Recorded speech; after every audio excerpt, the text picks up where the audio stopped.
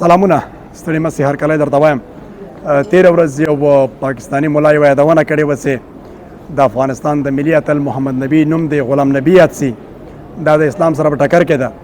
زه یو واضح وړوکی پیغام د دې لپاره لرم، هغه دا ده چې لومړی خو باید د محمد رضوان، محمد حفیظ، محمد نواز د دوی نومونه بدل شي که چېرته رښتیا د اسلام سره په ټکر کې. سره له دې چې د نیمایي پاکستانیانو نومونه د اسلام او عقیدې خلاف دي او ترڅنګ یې د عایشه او نور په نومونو باندې پوځ کې د دوی ځانګړې جنکۍ په ځواکونو کې دي، د دوی ځینې مېرمنې په پوځ کې دي چې عایشه او خدیجه او دا خپله عینا د اسلام سره په ټکر کې دي. هغو ته باید متوجه شي. په دې خو مطلق نه غږېږو چې ستاسو په وطن کې دین او عقیده به کوم حال ده، زموږ په وطن کې دین او عقیده به کوم حال ده. تر اوسه پورې افغانستان کې دی چې د عقیدې سره سم جنکیو ته اجازه ورنه کړه چې دوی د کرکټ وکړي، لوبه یې ترسره کړي، مګر ستاسو مېرمنې همدا اوس نارینه روزونکو تر اثر لاندې کرکټ ترسره کوي.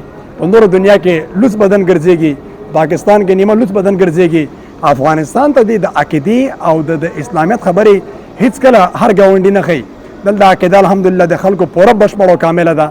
ترڅنګ د افغانستان هغه خلک چې هغه زموږ اتلان دي د هغه د بدنامۍ دپاره نور لاره باید کار واخیستل شي، خو مګر دښمن په دې کې ناکامه ده، ځکه ولس په هیڅ صورت باندې نه غواړي چې خپل اتلان بدنامه کړي. و د نبي په کیپټنسۍ باندې په مدیریت ښایي چې نیوکې موجودې وي، خو د بل لپاره پرېښودلې په هیڅ اصولو او په رواج کې نسته، په هیڅ فکر کې نسته. یعنې مونږ ټول ولس ملاتړ کوو په دې کار باندې خپل اتل تر څو پورې ویناسو، ځکه دښمن د دې لپاره منتظر دی چې نبي له ثانیې وباسي پر ځای باندې د دوی لپاره داسې کس راشي چې هغه د دوی په خیر باندې وي، د دوی په ګټه باندې وي. په کار ده چې خپلې عقیدې ته، خپل مذهب ته، خپلې لارې ته او خپل لباس ته سوچ وکړئ. نیمایي نومونه ستاسو پاکستان کې هغه همدا اوس د دین او د اسلام خلاف دي، مګر هیڅ خبره نشته.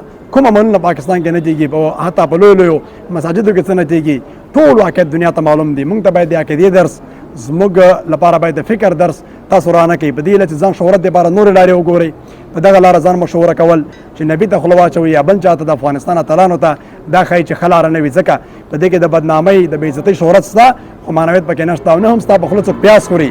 په کار دا ده چې باید تاسو په آینده کې دغسې تصمیم نه، دغسې خبر نه، د اسلام له دریځه، اسلام له مایک او سټیجه بد استفاده ونه کوئ، ځکه زموږ دریځ دا دی چې باید زموږ اتلان به اتلان وي او تل به ښه یادېږي.